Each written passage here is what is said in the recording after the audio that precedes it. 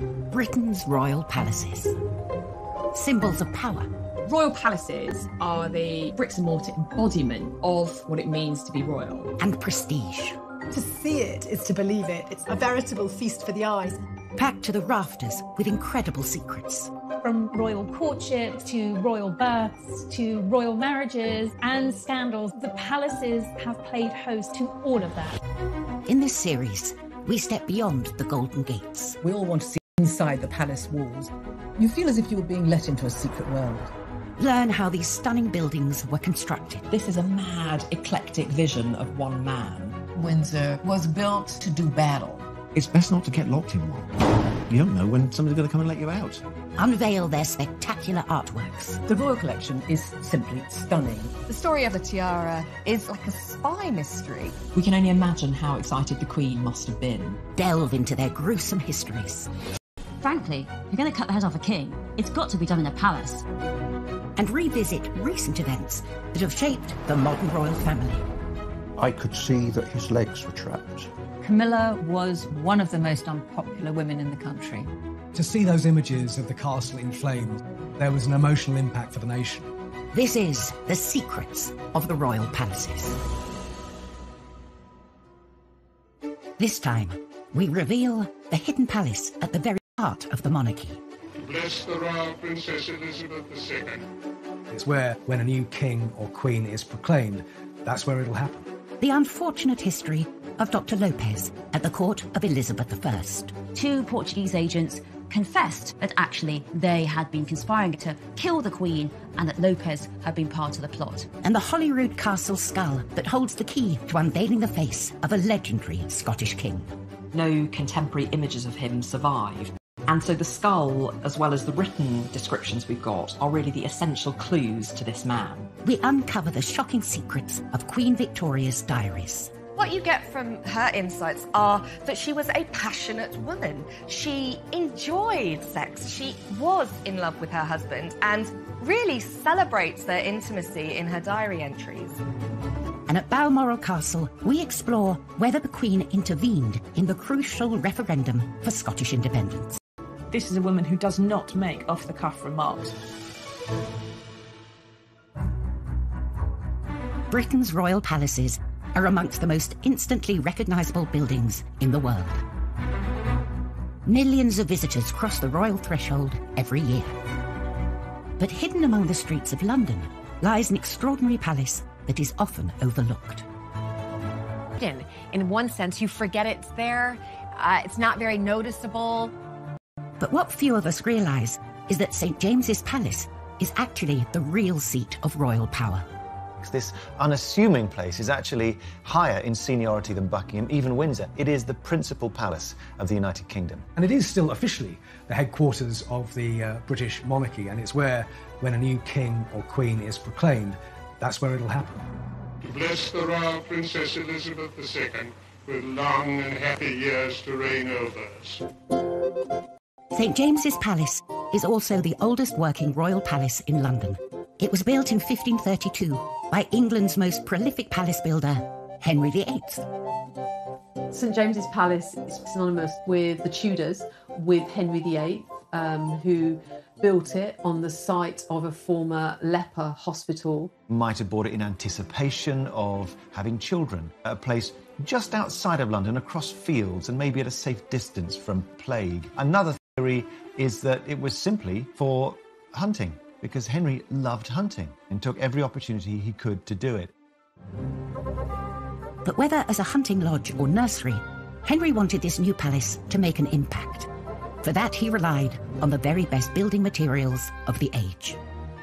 Now, you might think of brick as a commonplace material today because it's the obvious choice for building houses by the thousand. But in the early 16th century, it was quite a prestigious material.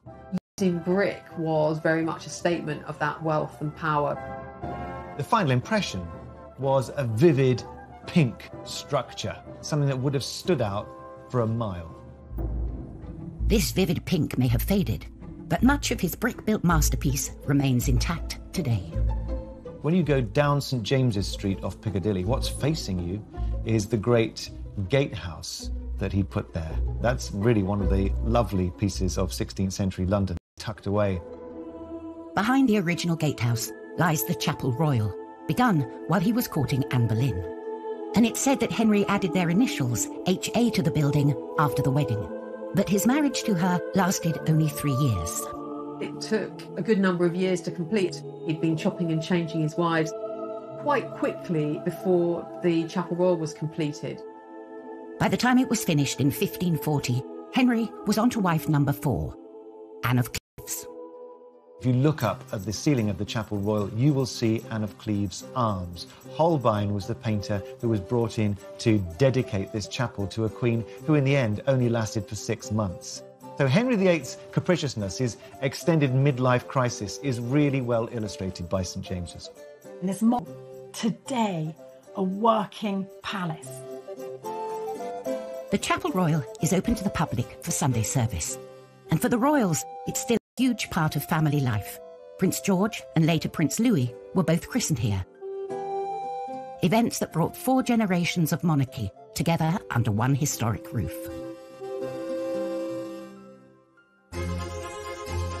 St James's Palace has been at the heart of the monarchy since 1532. But in 2014, another royal residence, Balmoral, suddenly found itself amid a huge political upheaval. Every summer, the Queen and Prince Philip decamp to Balmoral, their private Highland getaway, to enjoy some time away from official royal duties. Traditionally, the Queen receives a guest at the end of each summer, the current British Prime Minister, who travels to Balmoral for a long weekend. British Prime Ministers always go and stay at Balmoral every summer. Some have liked it more than others. John Major used to love it. Margaret Thatcher hated it. Famously, the Queen offers friendliness, not friendship. It's a chance to get a working rapport going, but it's not as if you're about to become best buddies. In 2014, it was the turn of Prime Minister David Cameron. He was far from relaxed. Scotland was days away from the referendum, which would decide the future of the Union. At breakfast with the Queen, they were in for a shock.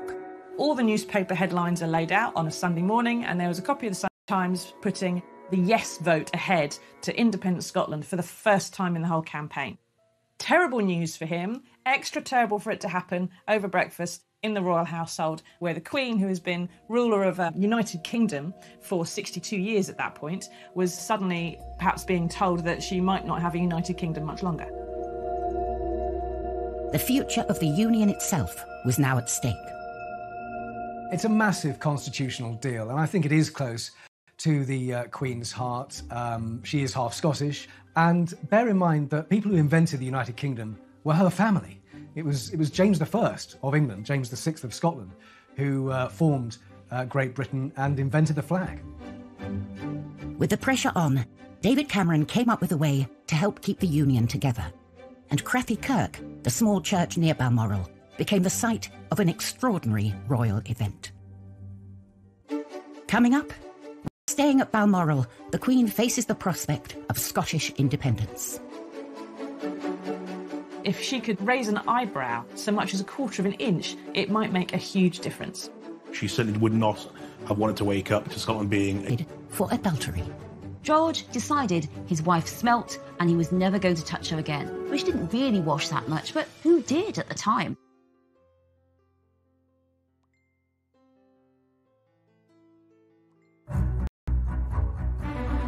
Britain's magnificent royal palaces are central to the role of the monarchy. They have been the stage for era-defining moments, from Windsor weddings to Sandringham summits. And at Balmoral Castle in Aberdeenshire, we explore whether the Queen intervened in the crucial referendum for Scottish independence. In September 2014, Scotland was days away from voting, and a new poll had put the yes vote in the lead. At this pivotal moment, David Cameron was staying with the Queen at Balmoral. The Queen cares deeply about Scotland. She would be, I think, desperately sad if the United Kingdom actually split up. Despite any feelings she may have, the Queen must hold an impartial position. Her own personal views are not supposed to feature. But the threat of the breakup of the United Kingdom called for desperate measures, as David Cameron later admitted. David Cameron was very keen the Queen should intervene in some way. Didn't want to do anything she wasn't comfortable doing, but if she could, he said, raise an eyebrow so much as a quarter of an inch, it might make a huge difference. Their private secretaries decided that the Queen could perhaps say something in a very non-political way to maybe suggest what her thoughts were. Her job is to remain politically impartial and to do what her government instructs her to do. Now, that is impossible. It's a catch-22. On the one hand, she has to do what he tells her, and on the other hand, he's telling her to do something that is unconstitutional and is putting her in an invidious position. David Cameron later insisted that he hadn't asked her to do anything unconstitutional. But on Sunday the 14th of September, with 4 days remaining until the vote, as she left the church, the Queen stopped to speak to the crowd. And as usual, the press were there. We knew the Queen would be at church. We ensured that a reporter was there on the off chance. As the Queen exchanged a few words with the crowd, she made an unusual comment before leaving in her car. The local journalists spoke to those well-wishers to a woman who relayed what the Queen had said to her. The Queen has said, "I hope people think very carefully." And this is a woman who does not make off-the-cuff remarks. They knew it was intended to be overheard. It was a neutral phrase, I hope people think carefully, but I think most people realised what she was saying.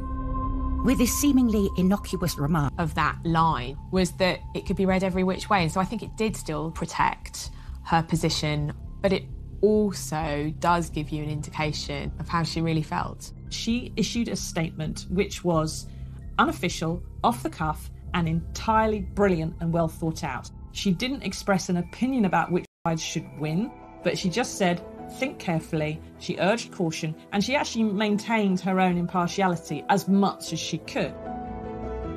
Those words were then relayed from that journalist to every news desk in Scotland, and from every news desk in Scotland to every news desk in the UK, and within a few hours, this was the biggest story of the day. The Queen's comments came at a crucial moment. 4 days later, Scotland voted to stay within the United Kingdom, much to the relief of David Cameron and, according to him, the Queen herself. David Cameron was caught on camera saying how, when he rang the Queen to tell her the result, she purred down the line. Widely covered in the press, a source conveyed that the palace was displeased with David Cameron's account of this conversation, but no official statement was released. Some believe that the Queen's comment reflected the alarm the British government felt over Scottish independence. David Cameron and the entire UK establishment did drag the Queen into politics. That was the scale of the challenge. I don't think the Queen would have done it unless she had wanted to do it. She certainly would not have wanted to wake up to Scotland being a separate country. Balmoral is where the Queen spends quality time with the Duke of Edinburgh, her husband of 73 years. But not all royal husbands are as loyal as Prince Philip, as was the case with George IV and his treatment of poor Caroline in what was to become known as the Delicate Investigation. Kensington Palace. George IV sent his estranged wife Caroline here after the sordid affair of the Delicate Investigation. George IV was a pretty bad husband, drunk, unfaithful, pretty insulting, so it makes it particularly ironic that he decided to investigate his wife, Princess Caroline, for adultery. They disliked each other from their very first meeting, just 3 days before their wedding in 1795. But there was nothing to do. The marriage had to go ahead, and it went ahead at the Chapel Royal of St James's Palace. And George was completely and utterly drunk. He was wasted. The wedding night was unsurprisingly a complete disaster. George decided his wife smelt and he was never going to touch her again. She didn't really wash that much, but who did at the time? George couldn't bear Caroline. She doesn't want to. She wants to have fun, and she starts to make a lot of friends who come and see her. And increasingly, people are saying, maybe some of those friends aren't quite reputable, and maybe she's seeing them when she's not quite dressed. George hated Caroline so much, he decided to start the Delicate Investigation, a public investigation of Caroline for her conduct. A book of the proceedings was published. Although suppressed, details leaked out. So the royal dirty linen was washed out for everyone to see, literally as well as metaphorically. There was a question about how dirty were Caroline's bedsheets. Finally, the Cabinet Committee acquitted Caroline of adultery, but they did say they thought she'd been indiscreet in her conduct. And the country was up in arms. It really reeked of the hypocrisy of George and the royal family. After the investigation, his attitude to Caroline hardened. He abandoned her and sent her off to live at Kensington Palace so he could have fun with his mistresses. George never stopped hating Caroline, and all throughout his reign, he was in battle with Napoleon. And when they came to him and said to him that Napoleon was dead, they said, "Sire, your greatest enemy is dead." And he said, "Oh, is she really?" i.e. his greatest enemy, he thought, was his poor, abandoned, miserable queen, who he'd packed off to Kensington Palace. Only 2 miles away from Kensington Palace stands the grand but less imposing Clarence House. It's part of St James's Palace, constructed nearly 500 years ago to house the heir to the throne. And it's doing the same job today, because tucked away in the southwestern corner of the palace complex lies this place, Clarence House, London home to Prince Charles. Clarence House is right next door to St James's Palace, but because the Prince of Wales and Duchess of Cornwall Camilla have their home there, their London residence, I would say the epicentre of power really is Clarence House now, much more than St James's. Built in 1825, the house owes its existence and name to another heir to the throne, the Duke of Clarence. William, Duke of Clarence, was the third son of George III. He never intended to become king. He wasn't the heir, he wasn't even the spare. He was the spare one removed. But when his elder brothers died without heirs, William found himself inheriting the throne. With the throne in sight, the Duke needed a house more befitting a future king. He realises, crikey, I'm actually probably going to become king. And quickly there's a sort of refurb of what was a Tudor stable yard in the grounds of St James's Palace. As usual, being part of royalty, no expenses spared. The man for the job was architect John Ordinary Brighton Pavilion for him and converted Buckingham House into a palace. But the Duke of Clarence's taste was much less flamboyant than his brother's. Clarence House, for the new Prince of Wales, is much more modest than anything that George IV had built. It really melted away, it disappeared within a Nash streetscape of white stuccoed buildings leading all the way up to Regent's Park. Nash's Clarence House was designed to fit in with upper-class London, not to stand out. It suited William so well that when he finally became king, he turned down the grander Buckingham Palace and instead stayed at Clarence House. He wanted an elegant, serviceable townhouse. He didn't want to move into the showy Buckingham Palace. Instead, he wanted his own place that was smart, that was sophisticated. And the same dilemma has faced other royals since then. In the 20th century, Princess Elizabeth lived here before becoming queen. In the early years of married life, the Queen and Prince Philip decorated Clarence House just as they wanted it, and then tragically, her father died very young, and Elizabeth and Philip were told they had to live in Buckingham Palace. They had to move over the road, and they really didn't want to. When the Queen, however reluctantly, moved to Buckingham Palace, the Queen Mother was handed the keys to Clarence House, and she made it her home for the rest of her life. I found it homely, actually. I remember particularly the Queen Mother's birthdays at Clarence House, and then the crowds would gather outside from very, very early in the morning. And then the Queen Mother would come out and greet them all, and she really enjoyed that. So it was a place of great joy. When she died, Clarence House was passed on to the next generation, her beloved grandson Prince Charles and his wife Camilla. Her death really, really affected him. He moved into Clarence House where she had lived, and it's now his home in London. Prince Charles adored his granny. He spent an awful lot of time with her through his childhood and in later life.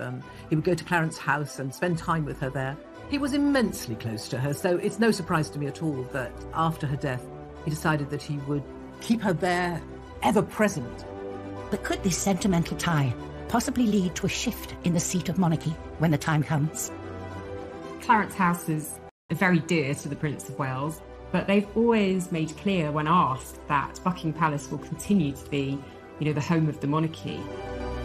And that's something that I guess we'll only find out the answer to in due course. Coming up, at Holyrood Palace, how a 14th century skull unveiled the face of a legendary Scottish king. At first glance, on the plinth you can see an inscription that says Robertus Scotorum Rex. It's a plaster cast taken directly from the skull of Robert the Bruce. And at Windsor Castle, the shocking secrets of Victoria's diaries are exposed.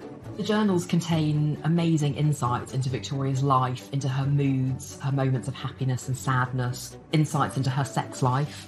You start to feel things that the crowds turn up to see. It's the royal collection, spread across the palaces and holding everything from priceless jewels to mysterious royal artefacts that bring the past back to life. And at Holyrood Palace in Edinburgh, one of the most macabre and intriguing items in the royal collection is to be found. At first glance, this doesn't look like an extraordinary artefact. It's a simple rosewood box, and on the plinth you can see an inscription that says Robertus Scotorum Rex, Robert, King of the Scots.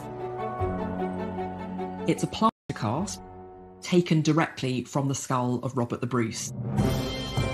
Robert the Bruce is one of the heroes of Scottish history. In 1328, he signed the Edinburgh-Northampton Treaty, guaranteeing Scottish independence from England for nearly 300 years. Robert the Bruce is a very, very significant historical figure, a Scottish king who beat the English and ensured the independence of Scotland for hundreds of years until the Act of Union. The cost of separation from England was £20,000, worth around £24 million today. Robert died soon after and was buried in a spectacular gold and marble tomb in Dunfermline Abbey. The original tomb of Robert the Bruce was destroyed, but in the 19th century it was opened up. An artist was allowed to come in and make a perfect cast from the skull. The cast was put on display in Holyrood Palace, next to the ruins of Holyrood Abbey, where Robert the Bruce had signed the famous treaty. Relics and actual physical examples of past monarchs are very, very important in the royal collection. It's a marvellous way of telling the stories. It may seem gruesome, but that's very much in tune with royal history. It shows however grand you are, however important you are, one day you will be dead and buried, but perhaps you'll live on in some way, even if it's only in a museum. In 2016, this regal skull provided a direct link to the past. The universities of Glasgow and Liverpool John Moores stunned the world, claiming to have uncovered an incredible royal secret, what Robert the Bruce really looked like. They built up from the skull using animation, CGI, and the face that you see at the end is the closest that we can imagine from just the bones of what Robert the Bruce looked like.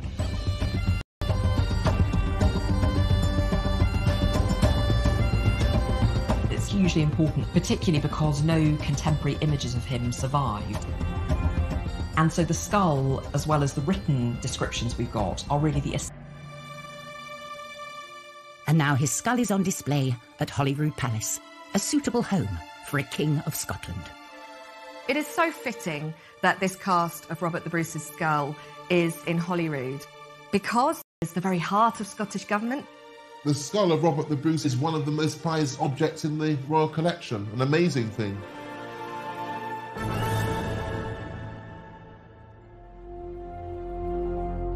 The skull draws visitors inside Holyrood Palace, but at St James's Palace, it's the gardens, designed by a king, which bring in the tourists. Behind its red brick Tudor facade and high walls, St James's Palace is largely off-limits to the public. But there is one part of the ancient palace open to everyone: the former palace grounds, now known as St James's Park.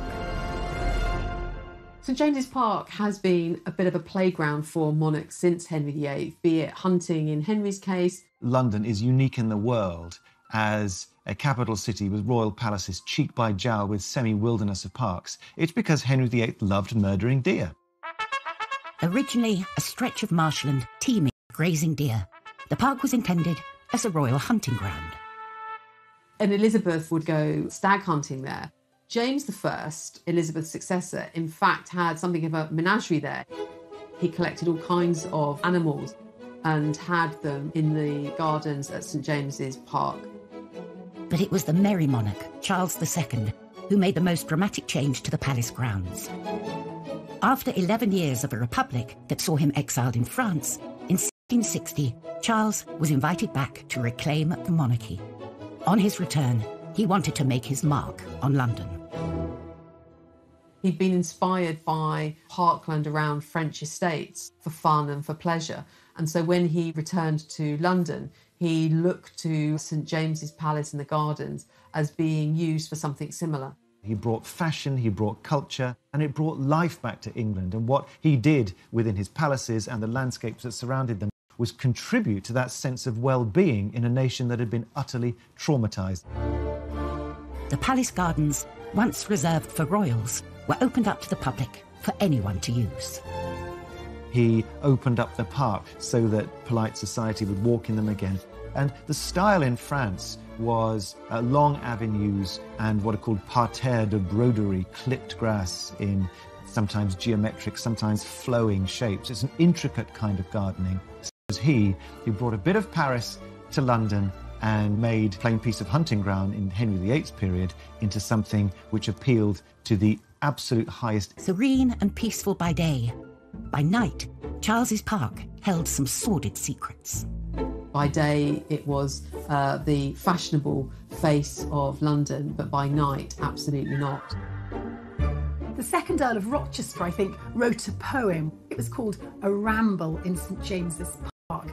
And by that time, a ramble was a euphemism for the pursuit of sexual pleasure. Seediness aside, the London Park would become a blueprint for other city parks around the world. Much of the landscape has changed over time, but there's one lasting reminder of Charles's vision, a gift given to him in 1664. He was actually gifted some pelicans from the Russian ambassador, and you can enjoy looking at their, are they real descendants? I don't know, but there are still pelicans today in St James's Park.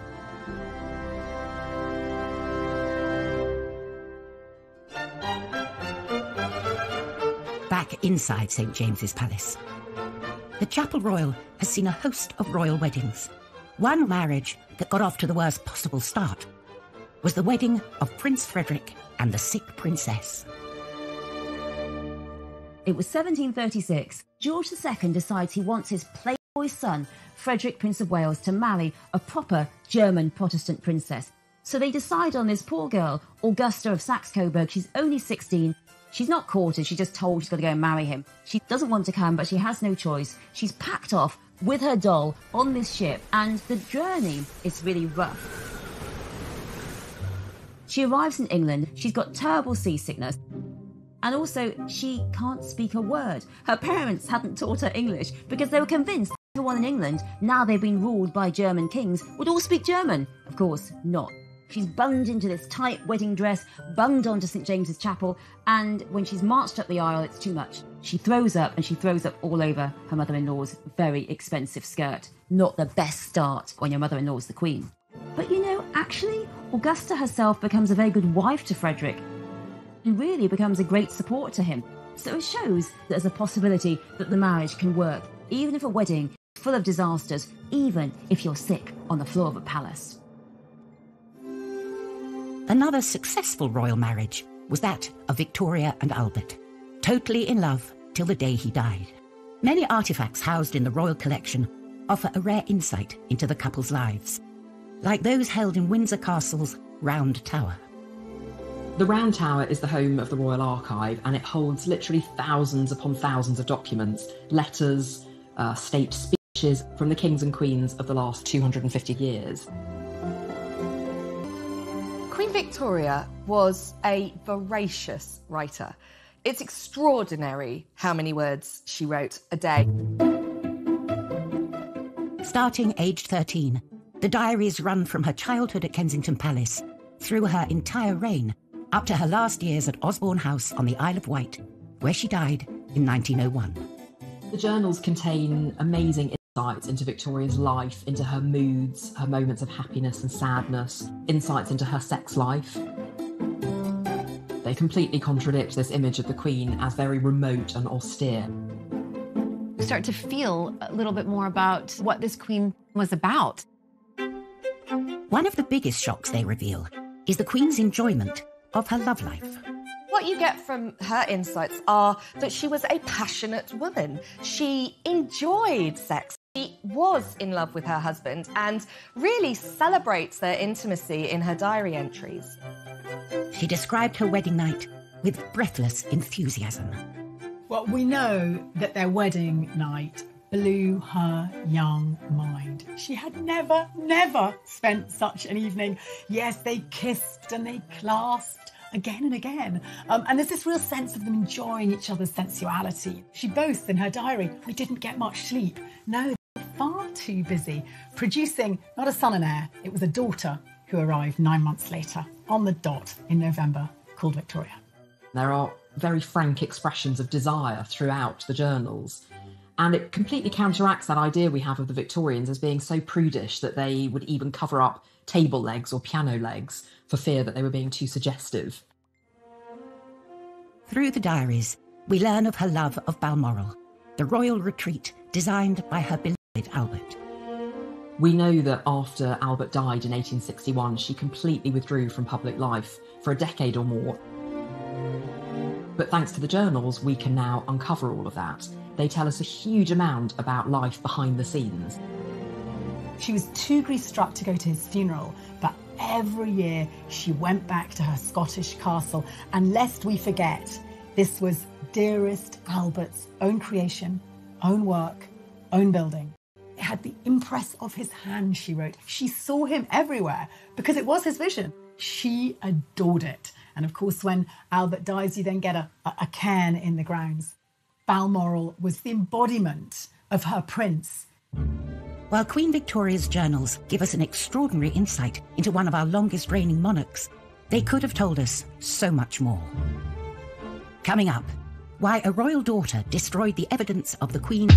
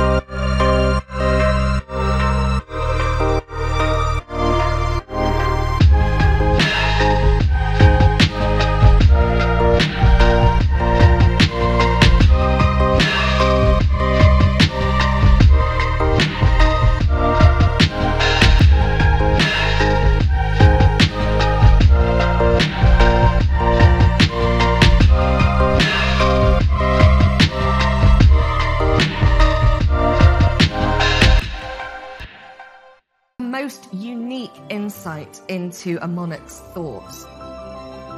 Despite her domain, they give a remarkable insight into her incredible life behind palace walls.